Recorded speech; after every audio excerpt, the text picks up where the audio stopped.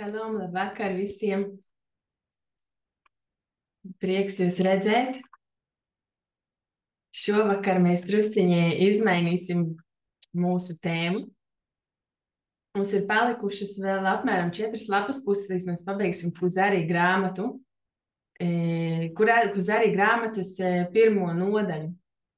Un tā es arī pakonsultējos ar Avīnu, tā ir tā varbūt tā galvenā un interesantākā daļa.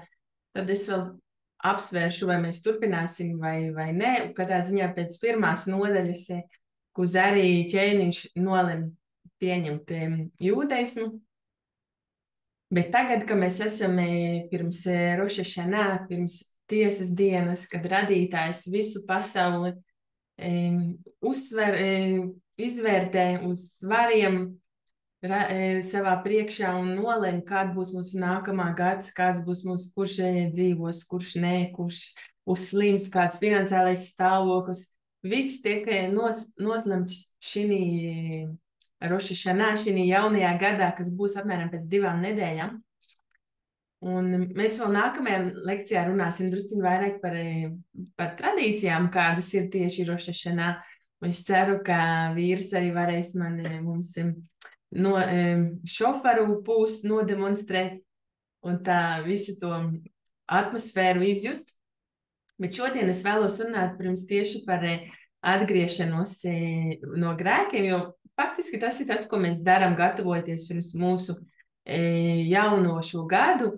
Tas arī, protams, visu cauru gadu mēs varam izvērtēt, un tas būtu svarīgi izvērtēt savu rīcību un laboties, bet dabīgi arī tuvojieties tādam punktam, kā jaunais gads, kā Roša Šanā, tad mēs arī vēlamies apdomāt, kāds bija mūsu iepriekšējais gads, kāds būs nākamais gads, ko mēs vēlamies. Un tad ebreju gudrie stāsta, kad radītājs piedod visus grēkus, kurus mēs nožēlojam, kas ir veikti pret viņu.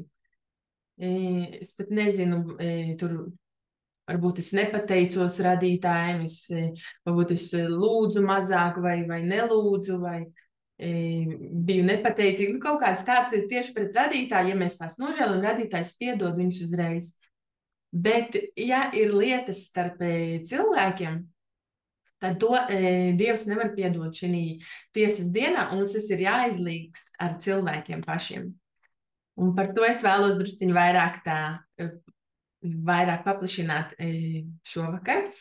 Tātad, ko darīt, ja ir kaut kāds, es esmu izdarījis kādam skādi, un es pat nezinu, kā varbūt cik liela vai kas tur īsti bijis.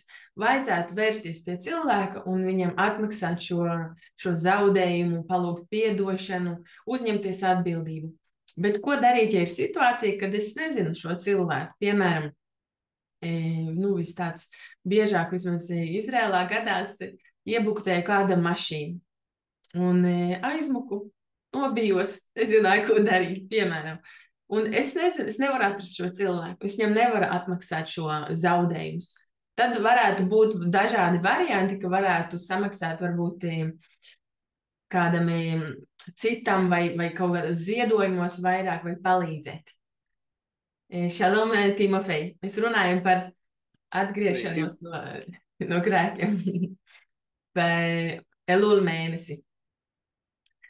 Un tas tā, ja es nezinu kādam, kuram es izdarīju pāri, es viņu nepazīstu, vai esmu varbūt paņēmis no publiskās kaut kādas kases kaut ko, tad es varu varbūt, protams, nožēlot un to atdot kādam citam avotam, arī publiskai vietai. Bet šo summu vajadzētu atdot, jebkurā gadījumā censties tā. Bet ko darīt, ja rodās konflikts starp Dieva likumiem un baušļiem un cilvēka gribu? Tad var gadīties tāda, ja, tad mums ir interesants, es vēlos jums parādīt, kā mēs mācamies, ka radītājs, ebreju gudrie māca, ka radītājs sevi tādā gadījumā, ja ir konflikts starp cilvēku un radītājiem, piemēram, es gribu lasīt un mācīties Toru, bet vīram manam nepatīk tas, vai kaut kāds tāds konflikts. Tad radītājs sevi noliek otrā plānā. Mēs nelasīsim visu tekstu, droši vien jūs visi pazīstat. Tas ir no 4. mūzus 5. nodaļa no 14. līdz 21. pantam. Ja vīrs ir greizsirdīgs, ja pār vīru nāk greizsirdības gars, un viņš neusticas savai sievai, kura tiešām ir aptraipījusies, vai ja greizsirdības kaislība viņu pārņem pret savu sievu, kaut tā nemaz nebūtu kļuvusi nešķīsta. Vai nu tas ir patiesi, vai nu tas ir nepatiesi. Tātad šeit ir aprakstīts, ka nāk ir jānes upuris, un tas ir savādāks upuris, jo tas ir greizsirdības upuris. Un priesteris jautā sievai, vai viņa tiešām ir grēkojusi, viņa ir bijusi ar citu vīru kopā, un viņai ir jāpasaka. Un tad viņai būs jādzer šis ūdens. Un ja viņa ir vainīga, tad viņai uzpūšās vēders, un viņa nevar dzemdēt vairāk. Un ja viņa nav nevainīga, tas neko neskādē viņai. Un šeit ir interesanti, ir ebreju gudrie skaidro. Es ņēmu latviešu bībeli, es netulkoju pa taisno no ibrita teksta, kad šie lāsti ir jāieraksta grāmatā un jānoskalo ar rūgto ūdeni. Kad tad tiek uzrakstīti vārdi, un viņus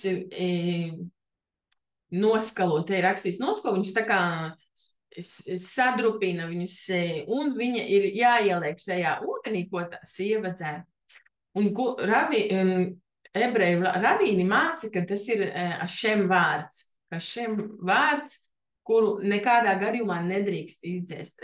Ašem Dievs, ja radītāja vārdu, ir ļoti svēts, viņu neizrunā, viņš ir bijīgs, un tas ir viens no viņa vārdiem, kuru izdzēst šādā situācijā.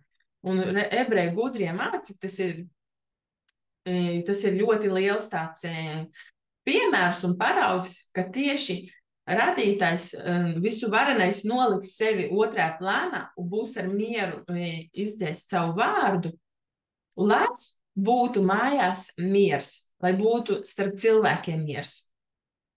Tad jūs varat palasīt, varbūt tā mājās, ja vienkārši tas būs gari, šo tekstu ļoti interesanti tieši par to noskalot, un viņai ir šis ūdens jādzer. Un, protams, ja viņa ir nevainīga, tad viss viņa paliks vesela un būs auglīga māte, un nekas nav bijis. Un, ja viņa ir vainīga, tad viņa vairs nav auglīga. Tātad, ko es vēlējos ar to pateikt, kad ebreju gudrie māca vienmēr, kad ja ir konflikts starp Dieva likumiem un starp cilvēku, tad radītājs noliks sevi malā. Un interesanti, arī rabīns Akiva un rabīns Hilēl visi māca arī Gemarā un Talmudā, ka ļoti svarīgi ir tieši likums mīli savu tuvāko kā sevi pašu, es esmu Dievs. Tas ir pilnais pāns, kā mēs citējam un rakstam Bībelē, Torā. Un tātad pa priekšu mīli savu tuvāko, un pēc tam es esmu Dievs. Tur ir Ašem atrodas tajā vietā, kur ir miers starp cilvēkiem un ir mīlestība starp cilvēkiem. Un arī tāpēc Rabija Akiva un Rabija Hilēl apgalvo, ka tas ir pats svarīgākais bauslis. Ir tāds stāsts, ka kāds gribēja nākt un iziet gijuru, pieņemt jūdeismu, kamēr viņš stāv uz vienas kājas. Un viņš saka rabīnam Hilēl, pamāci mani visu to, kamēr es stāvu uz vienas kājas. Viņš saka, viņam mīl savu tuvāko kā sevi pašu. Tā ir visa Tora, un pārējie visi ir skaidrojumi. Tad mēs mācāmies, es liekas, varbūt dīvaini, kā tā.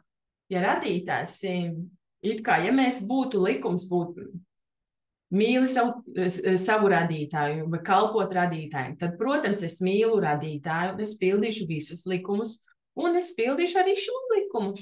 Bet interesanti, nevis mīlēt radītāju, bet mīlēt savu tuvāko. Tas ir galvenais likums, ko māca mums Torā. Un viens no radītāja vārdiem, šiem Dieva vārdiem, ir miers. Un tur, kur ir miers, tur ir šiem atrodas radītājs Dievs, tur ir viņa klātbūtne. Un tā mēs varam bieži vien visādās situācijās pārbaudīt. Arī es tā izjūtu, ka vajag būt dinamiskiem. No vienas puses, ja man ir augsti sapņi un plāni, un Un tā ir citreiz varbūt tā kā fantāzija un ir realitāte. Un reizēm šis neiet kopā. Un tad vajag atrast šo līdzsvaru. Ja es nepiepildīšu savus sapņus, arī man nebūs miers. Bet ja es nerēķināšos ar apkārtējo pasauli un varbūt ar savām vajadzībām un nepieciešamībām un tikai steigšu uz priekšu saviem sapņiem, arī man nebūs miers. Vajag tā izjust šo līdzsvaru, kā mēs atrodam mieru sevi, savās rīcībās un arī ar saviem tuvākajiem. Bieži vien, ja es esmu pareizā vietā un es daru pareizi un tā kā manai dvēselē man ir labi, arī maniem tuvākajiem būs labi un tas viņiem nedarīs skādi. Un visa Tora ir radīta tieši dota cilvēkiem. Mēs to mācījāmies mūsu pašā pirmajā lekcijā, vai Tubišvētku svētkos. Mēs varam iet pa grūto ceļu un pa sarežģīto ceļu un mācīties no sāpēm un no trūkumiem. Bet mēs varam iet arī pa īso ceļu un pa šo Toras ceļu. Un tāpēc visa Tora ir dota, lai cilvēkam būtu labi. Un tas ir galvenais mērķis. Un ja cilvēkam nav labi, tad vajag pārbaudīt šo līdzsvaru. Un ebrejs saka, protams, izņemot ir 3 likumus, kurus ebrejs nekādā gadījumā nedrīkst pārkāpt, pat ja viņam ir jādod par to savu dzīvību. Tas ir elgdievība, slepkavība un aizliegtas dzimuma attiecības. Bet nosiešiem mēs mācījāmies arī, ir tikai viena likuma nedrīkst nekādā gadījumā pārkāpt, tas būtu slepkavība. Ja mums piespiež miera vārdā, miera dēļ, man likās, tas droši vien visiem ir skaidrs, bet cik tālu mēs piekāptos it kā miera vārdā. Ne šos 3 likumus. Tur mēs atdosim savu dzīvību un nepārkāpsim tos. Tad es vēlos runāt, kā būtu mūsu ģimenes dzīvē. Bieži vien var gadīties situācijas, kad arī kaut vai ticības varbūt ir kāds, kas pieturās no likumiem un kāds, kas nē. Un pat arī vienkārši konflikti, kurš šodien mazgās traukus bet vienkārši mums ir bieži vien tādas situācijas, ka mēs viens otru cenšamies ģimenes dzīvē, kurš kuru. Un, protams, ja tas būtu ticības vārdā, tas ir ļoti sāpīgi, bet visticamāk, ja kāds to ir piedzīvojis, mēs zinām, ka ne jau piespiežot kādu mums izdosies. Tikai būt vislabākajam, piemēram, mieru sevī saglabāt. Tas būtu vispareizākais. Un tātad mēs varētu, es gribēju teikt tikai par šo miera saglabāšanu, ir izņēmums, ja būtu neveselīgas attiecības. Tad mēs pieņemsim agresīvas attiecības, konflikts tāds, ka visticamāk ir viena puse, kura diktē, tad tas būtu izņēmums. Jo mēs nevarētu piekāpties mūžīgi, un šī neveselīgas attiecības ar otru pusi nekad nebūs viņai labi, un tad nekad nebūs viņai miers. Tad tas nebūtu zīme mums, kā teikt, redzēt, vai tiešām, ja visiem apkārt ir slikti, un tad varbūt es daru kaut ko nepareizi. Ja tās ir agresīvas attiecības, tad galvenais ir manī saglabāt mieru, un es nevaru bezgalīgi piekāpties. Bet mēs varam skatīties tiešām un būt piemērs un saglabāt sevī mieru. Kā, pieņemsim, piemērs no holokausta, arī varbūt tāds skumīgs piemērs, bet bieži vien cilvēki runājuši, ka man atņēma visu, bet man nevar atņemt manu brīvību patiesi.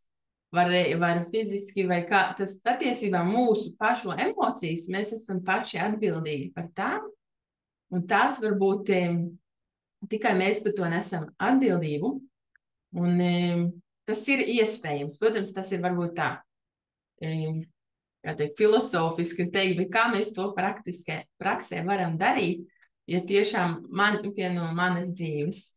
Es varu pamosties un naktī bērni sadarīšu blēņas, izbērts cukurs pa visu gultu, vai tiešām tādas situācijas, kad, kā es lai sevī saglabāju mieru, vai atkal esmu kaut ko nopirkusi un nav vairāk, vai saplēsts, sabojāts. Arī, protams, laulāt to ar vīru un sievu.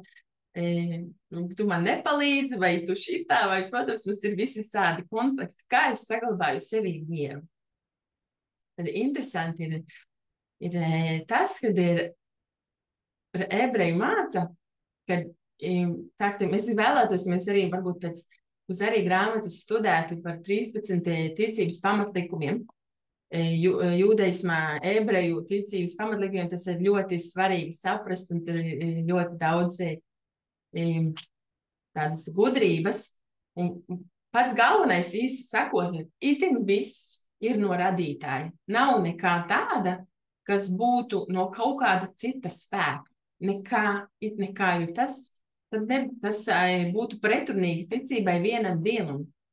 Itin viss, arī sliktais, bet mēs tikai to uztveram kā slikto. Patiesībā viņa dziļā būtība nav slikta, bet mēs nevaram to saskatīt. Un bieži vien cilvēki arī liecina, ka ir bijuši kaut kādas grūtības un sarežģījumi, un ka mēs esam izgājuši tam cauri. Jā, tas man ir stiprinājis, tas ir nācis uz labu, tas man ir palīdzējis. Mēs bieži vien to saskatām.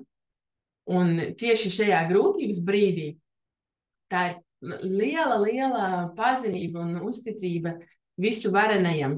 Kad, man liekas, varbūt situācija ir ļoti slikta un grūta, bet tas ir no tevīm. Un tas ir uz labu. Tas ir otrs svarīgākais princips. Viss ir uz labu un viss ir no radītāja. Nav cita spēka, kas kaut ko varētu darīt. Un tad tas patiešām māca cilvēkam būt pazemīgam. Un arī ar laulāto attiecībās vai ar bērnu audzināšanu, jebkurā vienkārši tā cilvēks, kas patiešām uzņemās un atzīst visu varenā vadību pār sevīm ikvienu sekundi, ikvienu brīdi. Tas ir liels darbs, bet tas ir iespējams. Protams, mēs esam cilvēki, un mums kritīsim, un mums arī neizdosies, bet saprast, kad piemēram, ja mēs esam dzirdējuši par sātanu vai arī latviešu mitoloģijā par velnu, tad ebrejiem tas vispār netiek uzskatīts. Sātans nav kaut kāda būte, kas varētu pretoties vai cīnīties vai darīt jebko pret radītāju. Patstāvīgi, varbūt, jo faktiski sanāk, kad sātanam ir tāds pats spēks, varbūt drusciņ mazāks, ja viņam ir spēja kaut ko darīt, ne pēc radītāja gribas. Ebreji uzskata, ka sātans ir Dieva sūtnis, eņģelis, un viņš dara tikai un vienīgi to, ko Dievs grib, un tas ir uz labu. Tas arī obligāti nāk kopā, lai nekad nebūtu mums tādas domas, varbūt mūs soda vai pārmāca, vai ne, tikai un vienīgi labas lietas nāk no radītājiem. Tad ebreji vairāk uzskata sātanu kā savu iekšējo otro pusi. Mēs lasām pantu, vai klausies Izraēlu, radītājs mūsu visu varenais. Mūsu Dievs ir viens, un tad ir pavēle tālāk seko, mīli savu radītāju ar savu sirdi, visu savu spēku, visu savu dvēseli, ja nekļūdos. Tātad ivritā šis vārds sirds ir rakstīta tā kā daudzskailī. To var saprast, ka tas ir daudzskailī. Mums ir, un to ebreji māca, ka mums ir divi aizsākumi, mums ir tā kā divas dabas. Mums ir šī zemes daba, mēs esam ņemti no zemes, mums ir šī dvēsele, kas ir dota no augšas. Un tad, kad mums ir jākalpo radītāji un jāmīl radītājs arī ar savu šo slikto pusi, un ja arī mēs krītam un kļūdamies un mums neizdodas, arī tas ir uz labu. Arī tur mēs būsim pazemīgi, un arī tas ir no tevīm, un mēs pieņemsim šo savus trūkumus vairāk, un tāpēc itin viss ir no radītāja un nāk par labu. Tas ir drusku par to pamata principiem, par tiem pamaticībām mēs izstudēsim to vairāk. Un kā es varu kalpot radītājiem arī ar savu negatīvo pusi. Tātad, ja cilvēks iekļūst depresijā par to, ka es atkal dusmojos un atkal uzbļāvu uz bērniem un atkal es kļūdījos un atkal man neizdevās, cilvēks tur arī nav pazemība. Tur ir drusciņa lepnība. Sevi pieņem es esmu tikai cilvēks. Un tāds man radītājs ir radījis. un es viņus slavēšu un pielūgšu un pateikšos tādu, kāda es esmu. Arī, protams, nožēlot un laboties, bet nekrist tajā mūžīgajā depresijā un sevis tiesāšanā. Tad tas ir atkal sliktā puse ir uzvarējusi. Tas nekādai mums būtu, ja arī pāns ir, tagad mēs lasījām pagājušajā nedēļas nodaļā, šo ir lāsta daļa, ja Izraēla ienāca Izraēlas tauta, un pirms viņi ienāk, viņiem uz viena kalna tiek steigti lāsti, un uz otra kalna tiek teikti svētības. Un visi tie lāsti, kas ir aprakstīti, un beigās, kāpēc viņi nāk? Tāpēc, ka tu nekalpoji savu radītāju ar prieku. Mums ir jābūt vienmēr priekā. Protams, ir reizēm varbūt arī bēdas, bet arī apzināties. Tas viss ir uz labu. Tas viss ir no radītāja, tas viss nāks pa labu. Tad tas ātri vien šīs bēdas pārēt, bet nekrist galvenais tajā tādā depresīvā un sevis tiesāšanā. Tātad arī konfliktā starp vīru un sievu, starp bērniem, starp dažādiem atgadījumiem. Arī tas ir no radītājiem. Mēs arī esam bieži runājuši par to mūsu lekcijās. Jebkas, kas eksistē, šis ekrāns, telefons, atslēgas, jebkas, kas eksistē, arī situācija, arī emocijas, garīgas lietas, jebkas, kas eksistē, viņam ir sava sūtība un savs plāns, un radītājs viņu uztur ik vienu sekundes daļu ar savu nolūku, ik viens smilšu grauds. Viņš neeksistētu, ja dievišķā enerģija ik sekundi viņā nebūtu, jo radītājs, mēs to runājam, radīja visu no sava vārda, no nekā. Tātad, ja šis nekas kaut sekundi pārstātu būt šis radītājs, viss atgrieztos atkal nekamī, tukšumā.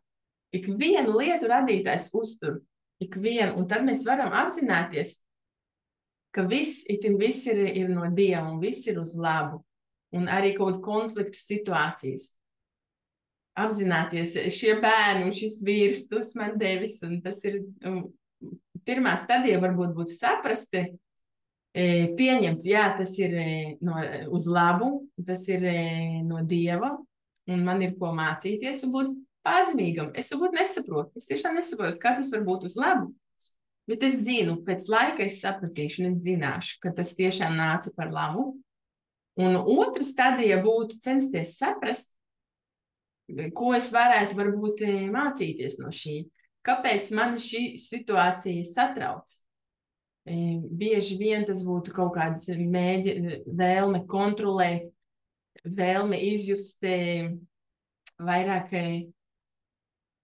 vēl kāds pievienojas. Izjust kontroli, ja, un kāpēc man tas satrauc bieži vien, šīs situācijas parāda manus trūkumus, kur man ir ko mācīties. Jo tas ir tā kā ebreju gudrie arī māca Bāla Šemto, tas ir mans spogulis, ko es saskatu citos apkārtējos. Ja es viņu neredzētu, tad es būtu izlabojis sevī šo kaut kādu trūkumu, tad es viņu vairs nesaskatu. Tā kā mēs teicām par savām emocijām, par savu laimi, savu brīvību, es esmu vienīga pati varu kontrolēt un atdot kādam savu mieru vai neatdot. Protams, teorija un praksa tas ir grūtāk, bet caur šīm divām stadijām apzināties, viss ir uz labu, viss ir no radītāja, un patiesīgi būt pazemīgam un kaut ko mācīties, centies saprast, kāpēc man tas sāp, kāpēc man tas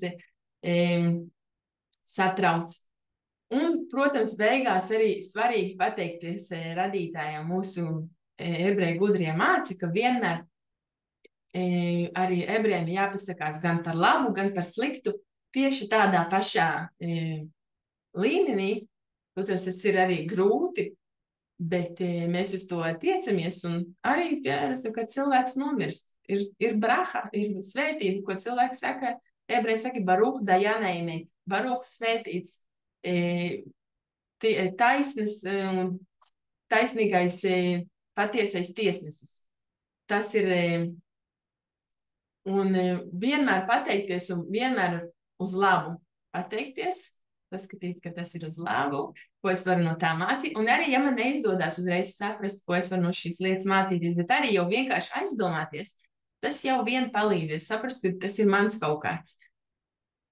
Un arī vienmēr, tā kā mēs ģimenē vai jebkurā citās attiecībās centīsimies viens otram palīdzēt, arī tur es varu to darīt par godu Dievam, radītājam, visu varenajam. Ja es naktī celšos nomenīt pamperus bērniem, vai viņi raud par godu Dievam, mazgāt traukus arī par godu Dievam, palīdzēt vai cienīt vīru, arī par godu radītājiem likumiem. Un tas patiešām man nav spēki sev neko labu darīt. Un viss spēks, viss šī enerģija, viss nāk tikai vienīgi no radītājiem. Un kā mēs saprotam to, tad mēs arī vairāk un vairāk varam izjust šo spēku avotu un saprast tiešām pazemīgi. Man šķiet galvenais tāds ir starp cilvēkiem ir būt pazemīgiem, bet to darīt dēļ visu varenā. Un mieru atnest savā vidū. Tā kā man liekas, es diezgan pateicu visu, ko es domāju. Mēs šo Elulu mēnesi mēs cenšamies atgriezties no grēkiem. Un, ja kādam ir kāds jautājums, es priecāšos dzirdēt. Un nākamajā lekcijā mēs runāsim par tieši Roša Šanā vairāk kaut kādām tādām tradīcijām. Es nezinu, vai cik mums tas ilgu laiku paies. Bet tas ir 2 nedēļas pirms, tas jau būs nedēļa pirms Roša Šanā. Bet kādam ir kāds? Jā, liels paldies par lekciju. Tāds jautājums. Teorija visi saprot, ka viss nāk no Dieva un viss nāk mums par labu, bet praksē to gan grūti realizēt un grūti izjust. Varbūt ir kaut kādi tīri praktiski padomi, kā līdz tām nonākt. Es zinu, kas man palīdz, es varu padalīties. Pirmkārt, es varu arī ne obligāti tajā pašā situācijā, bet ir tāds pants psalmos, es ticēšu, jo es runāšu. Es atradīšu varbūt precīzi, kā viņš latviešu valodā skan. Tad, kad mēs runājam pozitīvi, iespējams, un pozitīvi domājam, tad arī mums vairāk arī mēs pievelkam šo pozitīvu enerģiju, šo ticību. No rīta pamosties un teikt, man šodien es ticēšu un palīdzēju, man izdosies. Un ja arī neizdodas, arī nekrist tajā sevis tiesāšanā, bet mums izdosies. Un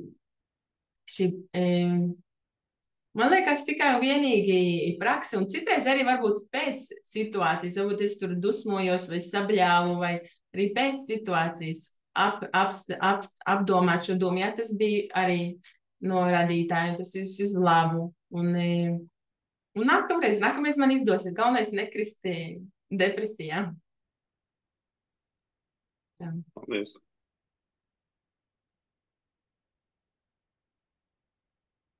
Vakar, Ainār, pirmo reizi tu esi šeit. Ja jums nav vēl jautājumi, tad mēs beigsim. Un tad tiksimies nākamajā pirmdienā. Paldies visiem! Paldies! Visu labu!